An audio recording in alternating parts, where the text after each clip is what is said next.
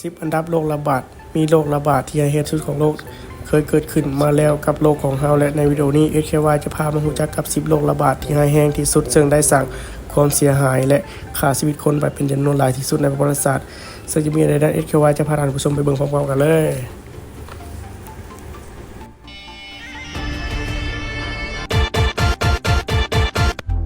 อันดับที่ 1 The Black Death หรือกาฬโรคนั่นเองเกิดขึ้นเมื่อปีคศ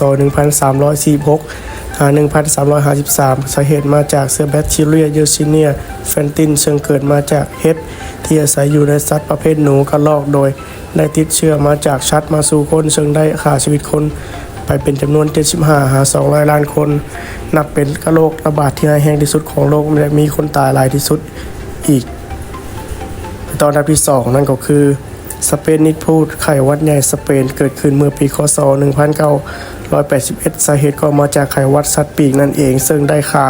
เอาชีวิตคนไปเป็นจำนวน100 ล้านคนนับได้ว่าเป็นการเสียชีวิตที่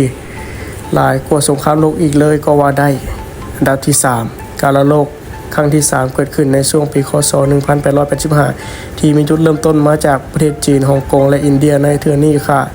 ชีวิตคนไปเป็นจำนวน15 ล้านคนนับเป็นการแพร่ระบาดเชื้อพยาธิกาฬโรคครั้งที่ 3 ที่ร้ายแรงที่สุดอีกครั้งอันดับที่ 4 แอนโทนิฟาสไข้พิษหรือเกิดขึ้นเมื่อปีคศ1655-180ซึ่งพยาธิดังกล่าวนี้ได้สร้างความเสียหายให้แก่กรุงโรมในเวลานั้นอย่างมหาศาลเพราะมีผู้เสียชีวิตทั้งหมดสูงถึง5 ล้านคนอันดับที่ 5 ไข้หวัดใหญ่เอเชียเกิดขึ้นในช่วงปีคศ1957-1958เป็นโรคระบาดสายพันธุ์เดียวกันกับไข้หวัดสเปนหรือไข้หวัดนกจุดเริ่มต้นของการแพร่ระบาดแม้นอยู่ในฮ่องกงและกระจายไปทั่วโลกซึ่งได้ฆ่าเอาชีวิตคนไปเป็นจำนวน 1-4 ล้านคนอันดับที่ 6 ไอฮิวาตากาโรคเกิดขึ้นเมื่อปีคศ1817เป็นการเกิดขึ้นของเชื้อพยาธิที่ประเทศรัสเซียเชื้อพยาธิได้แพร่กระจายผ่านทางอาหารและน้ำซึ่ง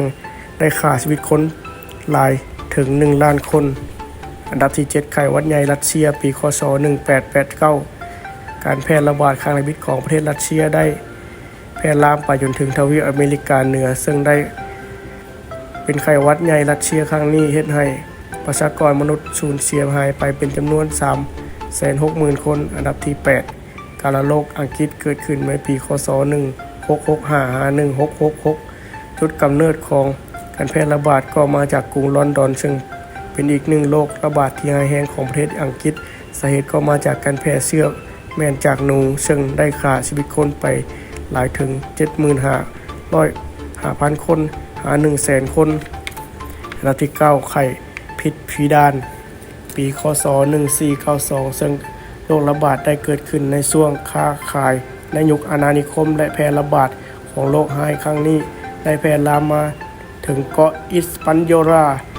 ซึ่งได้ฆ่าเอาประชากรในเกาะจากเดิมที่มี 60,000 คนเหลือเพียงแต่500 คนและมาถึงอันดับที่ 10นั่นก็คือโรคระบาดที่ยังคงเกิดขึ้นอยู่กับโลกของเราโรคระบาดพยาธิโควิด -19 เป็นโรคติดต่อซึ่งเกิดมาจากไวรัสโคโรนาชนิดที่มีการค้นพบที่เมืองอู่ฮั่นประเทศจีนมีการแพร่ระบาดใหญ่ไปทั่วส่งผลกระทบแก่หลายประเทศทั่วโลกและมีการกักกั้นให้ประชากรอยู่ในบริเวณที่ปลอดภัยและนี่ก็คือ10อันดับโรคระบาดที่แ